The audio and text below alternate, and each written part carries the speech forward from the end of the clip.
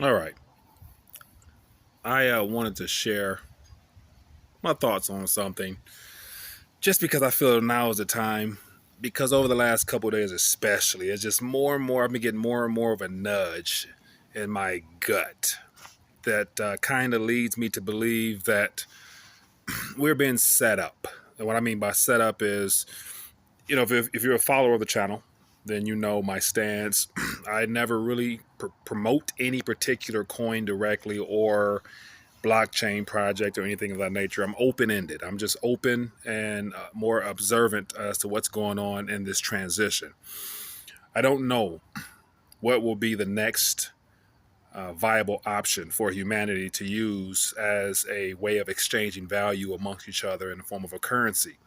Apart from my own particular beliefs of what is written in the Bible as things unwind, that we will be under a one world currency type of ordeal. It definitely will be digital, if not something implanted and all that good stuff like that.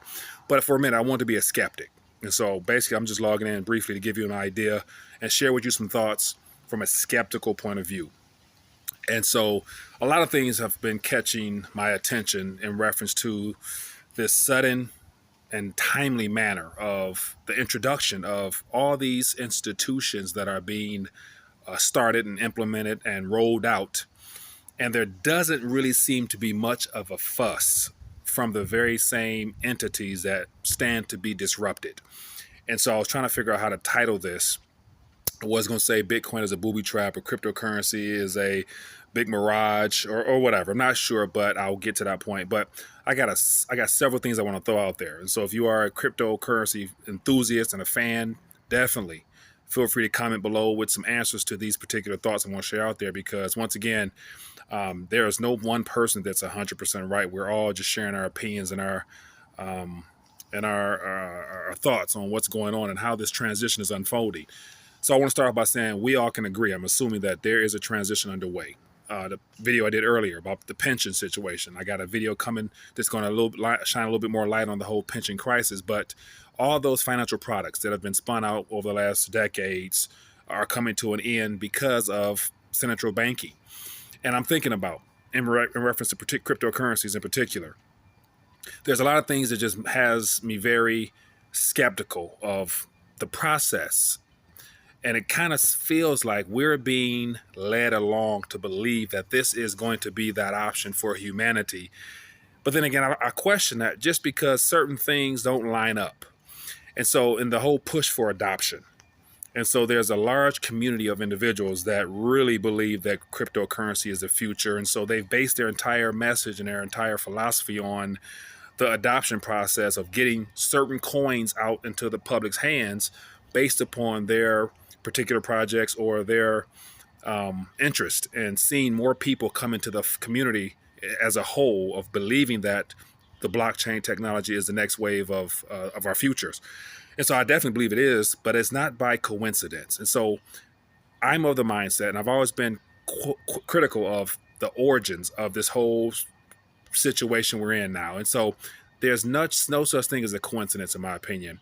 And the very nature of Bitcoin, it being the primary store of value in reference to this cryptocurrency industry, there's a lot of things that just really has me wondering. I'm gonna start off with my first one. Why is it that Bitcoin, being the first cryptocurrency, why is it not considered a threat to the government directly? And when I say that, it's because I don't really hear many political figures or politicians right now really screaming from the top of the mountain saying that, hey, we need to get rid of this technology. We need to figure out a way to regulate, tax, do something. It's quiet right now.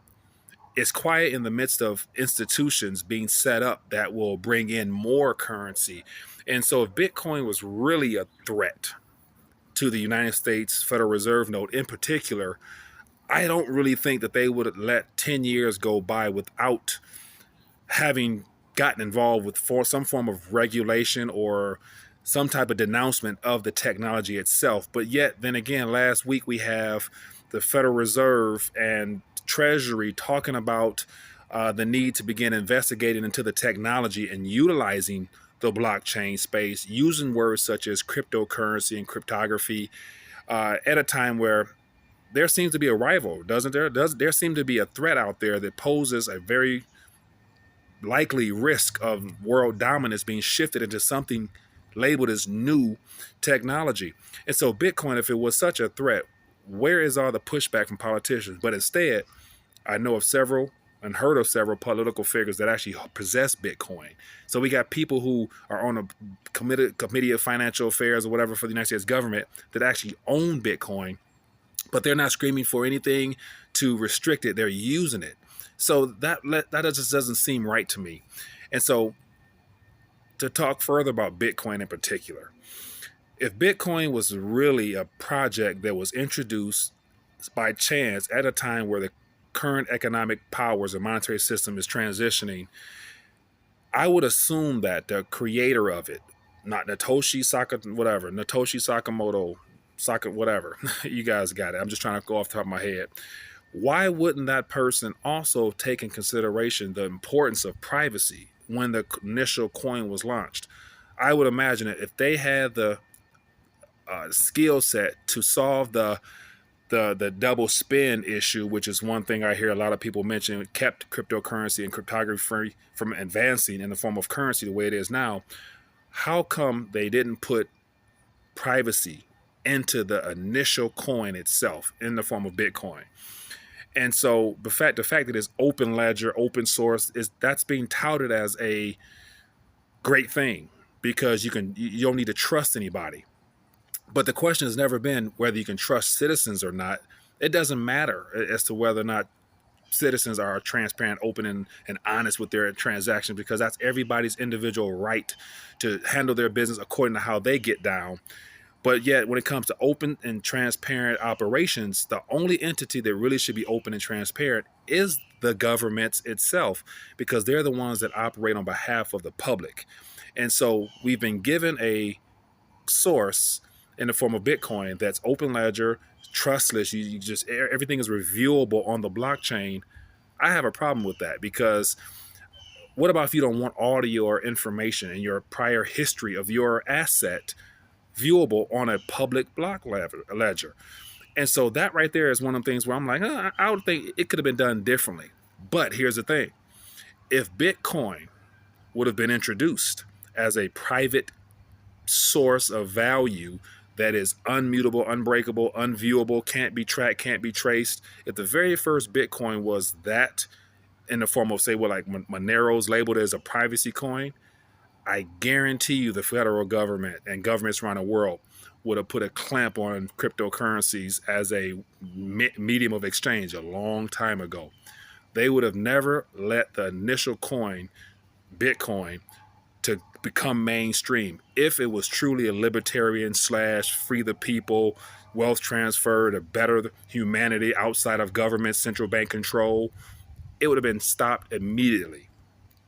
And so think about this. If by chance Bitcoin was a privacy coin from start, and it touted all the liberty aspects of getting out of centrally controlled hands of a central banker, and you can have your own privacy on the blockchain. It's all transparent, but it can't be pinpointed or backtracked to you in particular. Every single fork that has taken place in the Bitcoin sector, every code, every blockchain itself in some form or fashion originated from the first one, which is Bitcoin. So imagine having thousands now of spinoff in the form of other projects like coins and dashes and all those other digibytes, all the ones that are community based that are growing in popularity. Imagine if all of them had privacy feature and amongst being utilized as projects and in different ways of interacting with different companies and whatnot. But imagine if the very concept itself of having a blockchain cryptography based coin asset, as it was only private. It was nothing of the sort. There was no open source as far as it being traceable and trackable back to you individually. Bitcoin would never be what it is today. So I mention all that is because I'm thinking, like, right now there's an ever-growing community of individuals really touting cryptocurrencies as the future. But just from a skeptical standpoint, how come people don't question Why is privacy coins not promoted with the same level of intensity? Because if privacy coins were touted as something that people should get into, and they left all the other open source, traceable, trackable coins to the, if they kicked all those to the side and only promoted privacy coins, there will be no mass adoption. There will be there will be backlash from governments, because they themselves would then have to address the fact that there's people out here who want privacy. People don't care about privacy no more, so it's okay to have an open source, open ledger, traceable, trackable type of entity out there, because right now it's all about profit. It's all about, I think more so it has to do with greed. I think a lot of people are more so concerned with cryptocurrency going to a certain number, as opposed to it being something that can be utilized in a sense that keeps your identity and all your privacy still intact. Because once we go full steam, mainstream, open source, everything, where everything is traceable, trackable, once your public key is visible and they can backtrack every single activity that coin has had, there's no going back. And so that's just one aspect. Basically, if Bitcoin came out as a privacy coin, it would never have made it this far, because the governments couldn't trace, couldn't track. There's institutions set up right now that can trace and track every single transaction. That's already in play. That's stuff we don't. That's stuff we're not told about. But it's already up and running. They can trace and track everything that's open source, ledger, all stuff like that. So that's one aspect. But then on another note is, I'll probably lose some of my thoughts, but I'm gonna try to get as much out as I can and come back to this again. I just want to share this. The second thing is, when it comes to technology itself, we're being transitioned into a digital world as we are ending. This whole currency situation now is predominantly digital, and the paper aspect is what is the last little bit of privacy we do have. The fact that you can have a dollar bill and I can give it to you and nobody even know about it, and it doesn't require anything labeled smart. And no technology is needed for me to give you a piece of paper of a value exchange.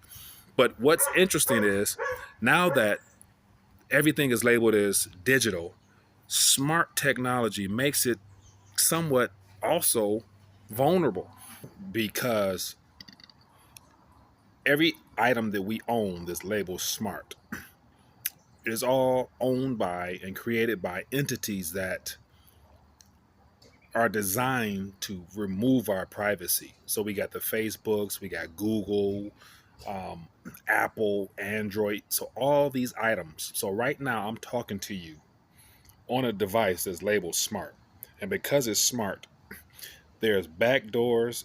It's relatively open source to the owners of this software behind it. So Android itself, we've heard about all the times that people can hack your cameras, they can hack your microphones. No doubt they can screenshot your screen. So basically, the software to these gadgets here are booby traps in a sense. We're being lured into a digital economy using the very same device that they're going to use to control us, because this whole Apple, Android, those are the only two primary software programs on phones that we use, and both of them are in bed with the government. So they're working against us. Amazon apparently is using as a data storage, holding all the information for the government and all types of other entities. That's me going down a whole conspiratorial type of route, but we all know that the game's rigged against us financially, monetarily. Why wouldn't it be politically as well as technology wise as well? So what I'm getting at is that not only are we being led down a rabbit hole in a sense of going solely digital and welcoming it, we're also being forced to use operating software, whether it be Windows, Linux, MacBooks. There's very few ways of actually having encrypted methodologies where I can deliver to you directly without there being any interruption. Because anytime, even I remember a couple years ago with WhatsApp, when WhatsApp came out, it was touted as being encrypted from end to end. What happened? Immediately across the media, governments, Facebook, everybody and their mother talked about, we can't have encryption because of why? The same thing they always spin: terrorist attacks, money laundering, national security protection, yada, yada, yada. And so whenever something is literally a threat and is touted as being a threat, what happens? There's outrage. Where's the outrage with the Bitcoin? There's another thing. Because we have devices that are basically utilized for blockchain transactions through the internet in and of itself, there's going to be issues with the internet. The whole idea of free privacy, freedom of speech through the internet, That's going to be problematic very soon. We see what's happening in Hong Kong, and they're clamped down on internet there, and as well as anytime there's a uprising of people and it being displayed across the internet immediately, there's always some type of crackdown, cutoff, shut off point where internet and communication through social media is cut off. And so you need to question when things are just open source free, and there's no outlash from the very entity that's designing itself to control and suppress free speech, financial independence, as well as just the opportunity for people to have privacy. This is all about privacy. We're welcoming this technology into our lives openly, and that's what's made me very skeptical about this. Because if you look at the phone technology, have you noticed that over the last 2 years in particular, all smartphones are becoming so fancy and unique? It's like a smartphone race of who can put out the greatest gadget. But one thing you cannot do now, you can't take out the battery anymore. Does that bother anybody? I remember with my earlier phones, you can always remove the battery. If you had any question or thought about it being on or whatever, just if you were concerned, you can remove the battery. Now, on any of these newer phones, you cannot remove your battery. Why is that? It's not for your safety. It's because, once again, you can't remove the battery. They can track, trace, and cut on your phone anytime they want. Why? Because we've been given minimum options. There's very little options. We're being steered directly down a pathway that I believe they want us to go on, and blockchain plays along with that. And so, once again, until I see fully encrypted phones, of which there's projects out there that touts that, but yet, once again, we're using Intel software, Intel hardware. All the hardware itself comes from China. They have backdoor loops and all types of things in those ways of getting in there. And to bring this home in reference to just the privacy aspect, we all know that the intelligence community, they have data centers that actually, Eric Snowden, primary example of talking about how they've been tracking and watching and can record everything through our phones. No one has even concerned with the idea that they've ramped up the concerns of giving people back their privacy. Right now, to this day, the whole situation with Eric Snowden from years ago is still prevalent. There's data centers right now across this country that records every call, every text automatically without question. People don't care. But yet there's people who tout and encourage adoption. At the same time, you're doing all that on devices that are being watched and monitored. So there's no privacy to it. So there's one in one way or another. If this whole blockchain, Bitcoin, open source technology becomes a problem, we are using the very same devices that they have backdoor access to, so they can shut off Android. They can go through Android and go and open up your wallets and find your keys and your Windows and your MacBook. They're all open, like there's no privacy there. And so until there's something that is literally from beginning to end, even including the hardware, has encryption in it, of which can you really trust it? I wouldn't really bank on it. So between Bitcoin not having the privacy origin to it and anything private being a threat, smartphones being an issue, that's just two things that off the top of my head that really lead me to believe that we're being led down this pathway intentionally. And of course, most people are really only concerned about the price and the adoption. Third option, and I'll end it with this because it's getting kind of long. How come the government, how come the Federal Reserve has not commented on BACT, BAKKT? And so everyone is concerned about, is BACT going to hurt the price of Bitcoin? Will it raise the price? Will it be great for adoption? Think about this. We got the creators of the ICE, International Continental whatever exchange, the stock market people, the people who have rigged the system forever. They have been given the green light to open up a new institution dealing in the very same thing that's supposed to be a threat. And so everyone's keeping track as to whether or not BACT is going to be a game changer for Bitcoin or not, and not realizing that there's no resistance there. Why? The COMEX futures. How come there's no outrage in the fact that they're looking to create more products off of something that's supposed to be labeled as a way of getting people free from the system, decentralized, and all those things? And there's no outrage. Nobody's mad. We're encouraging it. The Bitcoin and cryptocurrency community are encouraging all these new pop products they're spinning off because they're only concerned with the price. And so the big thing is, will Bitcoin go to 100,000? Of course it is. Don't you think that when the currencies around the world implode, where all that energy, the economic energy, is going to go? It's going to go into those cryptocurrencies. And of course the Federal Reserve knows this. Of course the Treasury knows this. Steve Mnuchin knows this. Jamie Dimon knows this. And so we are all excited about a price. I think we've become numb to the pain of the economic situation we've been suppressed to for decades now, ever since gold was removed as a measurement of value from our psyches, our apparent psyche, to where now all we know is digital transactions and credit debit swipe cards. We've welcomed something that I think has the potential of enslaving us even further. Because think about this. China is a communist nation. They don't want their people to have any sorts of freedom. At first, they put up a little resistance against Bitcoin, but I haven't heard much since. And apparently, to my knowledge, let me know if I'm wrong, all the mining rigs predominantly are in that region, utilizing all that power. And the government over there don't seem to really mind about, all that energy being used to mine Bitcoin.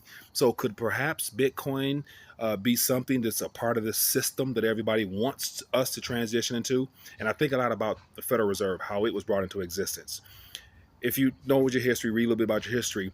The Aldrich bill was Senator Aldrich, who was a part of the whole process of getting with the bankers on Jekyll Island and all that stuff like that. He came out with his bill first, and because it appeared to be more of a personal bill, and it wasn't received initially, but yet when they changed it, they changed the wording to the Federal Reserve Act. And at that point, the newspapers came out saying that this bill is going to destroy banks. It's going to separate the banks. They're going to destroy the money trust, the money cartel of that era. And the very same bankers paid for the ads. They bought all the news sources at that time and spun out the narrative that this bill is bad for the people. And look at what it's done to us now. And so the fact that the banking sector right now are setting up stable coins using the blockchain technology, they're going along with this. They don't seem to be threatened by Bitcoin. So that one thing that really bothers me, because if this technology was so disruptive of an old system that's dying, why would they not be against it in a sense? They're using the same narrative, the same verbiage, cryptography, cryptocurrency, blockchain. They're using the same lingo that is supposed to be disruptive and the next big system that we all have to go to because it's going to free us from centrally controlled systems. Really, these are all things I wonder. Once again, I'm coming at you from the standpoint of a skeptic, just because these are things I think people should think about, because we're so focused on price. Will Bitcoin hit 100,000, hit 1,000,000? Of course it will. It's by design. It will, because why? The world's going to crumble around us. The monetary system is going to crumble. So it's not a matter of if, it's a matter of when, because it will. Don't you think the Federal Reserve know that? Don't you think Jerome Powell knows this? And I don't think they're out here really touting the fact that that's a bad thing. They're welcoming it. Why? It's the only way they can get all this old value out of all the systems around the world into something new in a timely manner, because of all the efficiencies of the blockchain technology. But then again, once all that wealth is transferred out of the old system through this new technology that is all that in a bag of chips, then we'll see what's on the other side of Bitcoin, when at that point every bank will have their own coin, the governments be issuing their own coin.